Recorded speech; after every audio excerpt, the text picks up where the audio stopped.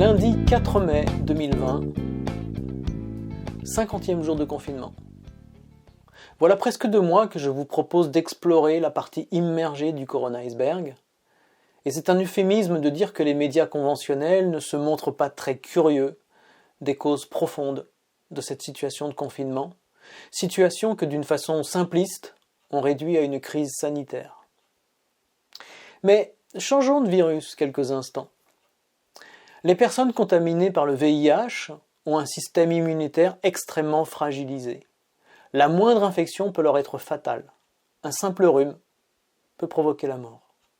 Alors, est-ce qu'il est juste de dire qu'un malade du sida est mort d'un rhume ? Ben non, la cause du décès est bien plus complexe que l'événement qui l'a précipité. Maintenant, revenons à ce puissant ennemi que combat l'armée française, puisque nous sommes en guerre. L'immense majorité des décès attribués au Covid-19 est due à des facteurs multiples. D'après une étude de l'Institut supérieur de la santé italien, 99% des personnes décédées officiellement du coronavirus Covid-19 souffraient d'au moins une pathologie lourde, telle que l'hypertension, le diabète ou une maladie cardiaque. Près de la moitié des décès concernent des personnes qui cumulaient au moins 3 de ces pathologies. Un quart d'entre elles n'en avaient que 2, et un autre quart, une seule.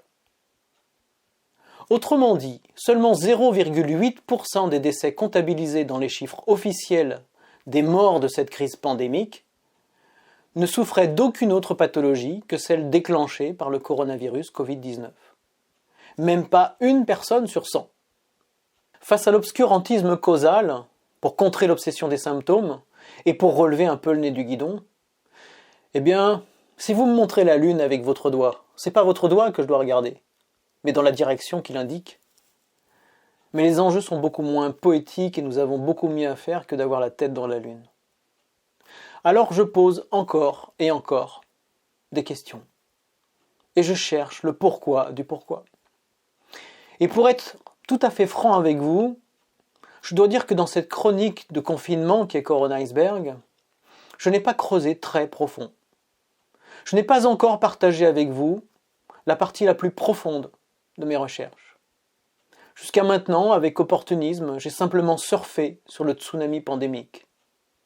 Par exemple, j'ai cherché la source du foyer infectieux.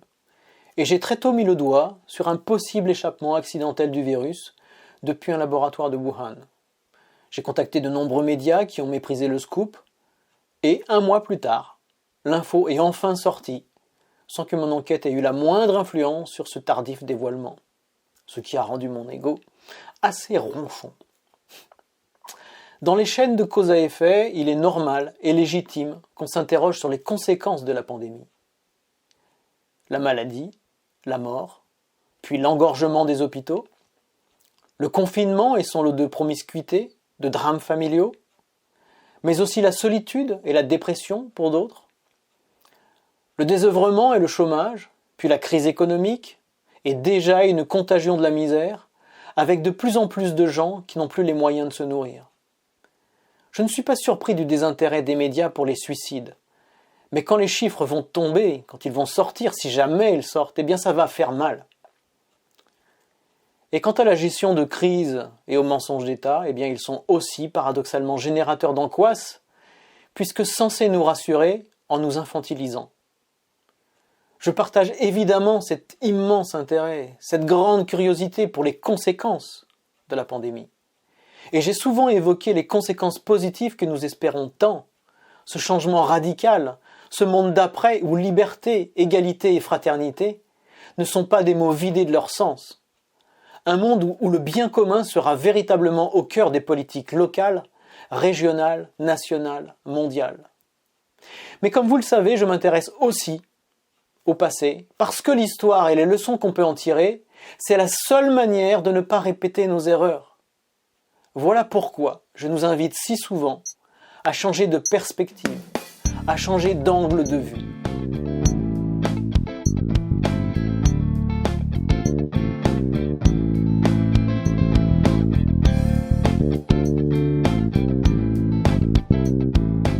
Par-delà les conséquences possibles de la pandémie, quelles en sont les causes possibles ?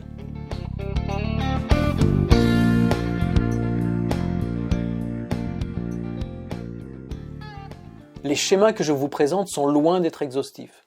Et s'ils l'étaient, ils deviendraient vite illisibles. Flirter avec la complexité, ça peut donner le tournis. Il y a forcément une origine de contamination. Elle provient peut-être d'une transmission spontanée d'un animal sauvage à un être humain, mais peut-être aussi d'une erreur humaine au sein d'un laboratoire de virologie. Mais l'épidémie ne serait pas devenue pandémie s'il n'y avait pas un intense trafic aérien qui par ailleurs pollue considérablement et accroît le réchauffement climatique. Et si la contamination provient de la proximité entre les animaux sauvages et les humains, c'est parce qu'il y a de massives déforestations et donc une importante réduction des territoires naturels des espèces animales. Quant aux laboratoires au sein desquels on manipule des pathogènes extrêmement dangereux, ils existent parce qu'il y a des enjeux économiques considérables pour l'industrie pharmaceutique. Et aussi parce qu'au plus haut niveau des États, on est convaincu qu'il ne faut pas prendre de retard dans la course à l'armement biologique, soit pour attaquer, soit pour défendre et soigner. Pour ce qui est des plus de 100 000 avions qui volent chaque jour, il y a d'évidents intérêts économiques en jeu et une dynamique de délocalisation, de mondialisation qui explique nos ciels saturés de kérosène. Et pourquoi on détruit nos forêts primaires ? Parce que le commerce du bois et du papier rapporte beaucoup d'argent, entre autres. La colossale réduction des espaces naturels est également due à l'urbanisation galopante et la surpopulation humaine. Et si on s'interroge sur ce qui motive les industriels de la papeterie et de l'exploitation forestière, on va fatalement toucher à une boulimie financière et des enjeux de fortune et de prestige.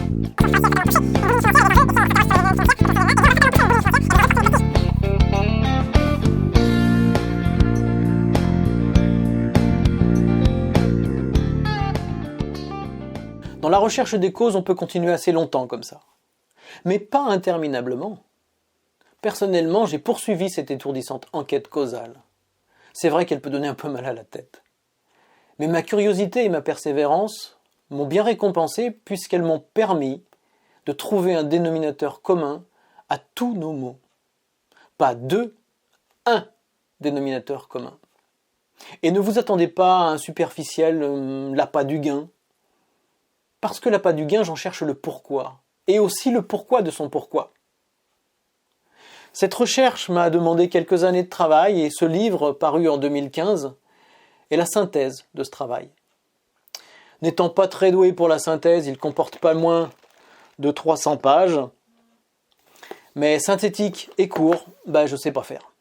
J'apprends, peut-être un jour je serai capable de m'exprimer en peu de mots tout en conservant un bon niveau de complexité. Ce livre, d'abord, j'aimerais vous recommander vivement, très vivement, de ne pas l'acheter. Pourquoi ? Parce que dans les chaînes de cause à effet, on trouve aussi un grand nombre d'escrocs dans le monde de l'édition. Pour info, il m'en reste quelques exemplaires pour les plus curieux d'entre vous. Mais vous n'aurez pas besoin de faire cet achat pour découvrir le fruit de mon travail. Puisque l'année dernière, je me suis lancé dans un projet de film qui s'en inspire largement. Ce projet est suffisamment bien avancé pour que je mette à votre disposition le brouillon de ce long métrage. Il se peut que mettre gratuitement en ligne ce projet compromette sa commercialisation ultérieure. J'en prends le risque. Mais il se peut aussi qu'il favorise sa réalisation dans la mesure où je cherche des partenaires pour aller au bout de ce projet. Ce film, je ne souhaite pas le réaliser seul. Je cherche un co-réalisateur ou une co-réalisatrice. Une monteuse, un monteur pourrait éventuellement m'assister. Des producteurs pourraient être les bienvenus dans cette aventure. Et si jamais je dois produire ce film moi-même, tout soutien financier sera évidemment bien accueilli. Cette semaine, j'ai coupé en 12 morceaux le brouillon de ce documentaire de 99 minutes. Et je les ai mis en ligne sur cette chaîne. J'insiste sur le fait qu'il s'agit d'un brouillon. Je n'ai pas bien soigné le son et l'image.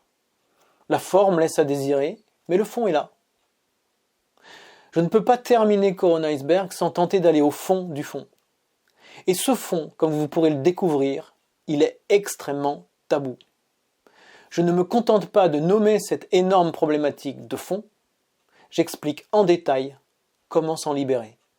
Cette vidéo n'est pas le dernier épisode de Corona Iceberg. Il y en aura probablement encore quelques-uns d'ici la fin du confinement, qui va vraisemblablement s'étaler dans le temps. Cette vidéo me semble être la plus importante parmi celles que j'ai postées depuis voilà maintenant presque 2 mois. Je vous remercie de faire ce qu'il faut pour la faire connaître. Les liens vers les 12 extraits de films dont je viens de parler sont dans la présentation, juste là, en dessous de l'image. Et pour regarder le premier extrait du film, eh bien vous pouvez d'ores et déjà cliquer ici.